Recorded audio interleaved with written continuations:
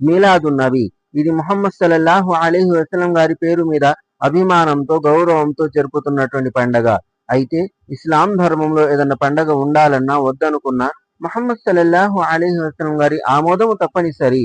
మరి ఈ పండగకు ముహమ్మద్ సల్లల్లాహు అలైహి వసల్లం గారి ఆమోదం ఉందా లేదా అని ప్రశ్నించినప్పుడు లేదు అని సమాధానం వస్తుంది. కాదు మా దగ్గర ఉంది అని చెప్పేవాళ్ళు కూడా సరైన సమాధానం వెతకలేకపోతున్నారు. ఎందుకంటే ఇస్లాంకి మూలము ఖురాన్ మరియు హదీసు. ఆరాధన చేస్తున్నాము కానీ ఆధారం లేదంటే అది అధర్మ కార్యం అవుతుంది. ముహమ్మద్ సల్లల్లాహు అలైహి వసల్లం గారు స్వయంగా ఖురాన్ గ్రంథం పూర్తిగా ఏ సహాబీ చేత కూడా రాపించలేదు. ఎవరికి ఎంత గుర్తుంటుందో వాళ్ళంతా రాసుకున్నారు. ఎవరి ముందు ఎంత ఖురాన్ పఠించటం జరిగిందో అంతవరకు ఖురాన్ పఠించటం రాయించటం కూడా జరిగింది.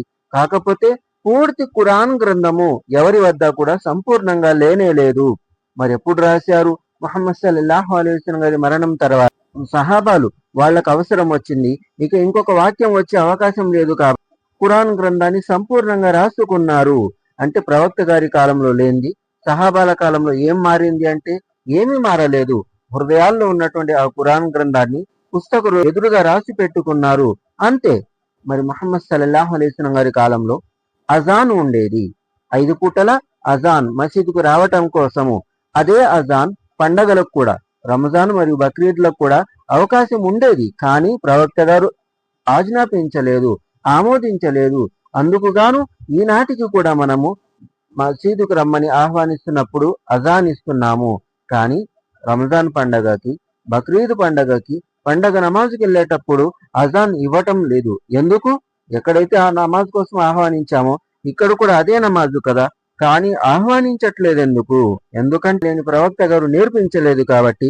అవసరం ఉన్నా అవకాశం ఉన్నా కూడా మనం ఉపయోగించుకోకూడదు. కానీ మీలాదున్ నబీ చూసుకున్నట్లయితే ప్రవక్త ముహమ్మద్ సల్లల్లాహు అలైహి వసల్లం గారు బతికున్నప్పుడు అవకాశం ఉంది, సహాబాల ముందు ఉన్నారు, వాళ్ళు కూడా మీలాదున్ నబీ చేసే సంపూర్ణ అవకాశాలు ఉన్నాయి, కానీ వాళ్ళు పాటించలేదు. అంటే ప్రవక్త గారి మీద అభిమానం లేకనా? లేక కాదు, ఆమోదం లేక. ప్రవక్త గారి ఆమోదమే ఉంటే వాళ్ళు మీలాదున్ నబీని ఘనంగా చేసేవాళ్ళు, సంబరంగా చేసేవాళ్ళు, అద్భుతంగా చేసేవాళ్ళు. ప్రవక్త గారి ప్రియ మనవళ్ళు, ప్రవక్త గారి భార్యలు, ప్రవక్త గారి అల్లుళ్ళు, ప్రవక్త గారి మామలు, ప్రవక్త గారి కుటుంబీకులు, ప్రవక్త గారిని అభిమానించే వాళ్ళు, ప్రవక్త గారి శిష్యులు, ప్రవక్త గారి సహచరులు, వీళ్ళెవ్వరికి తెలియని మీలాదున్ నబీ మా దగ్గర ఉందేంటి? వీళ్ళకి లేని అభిమానం మా దగ్గరుందా?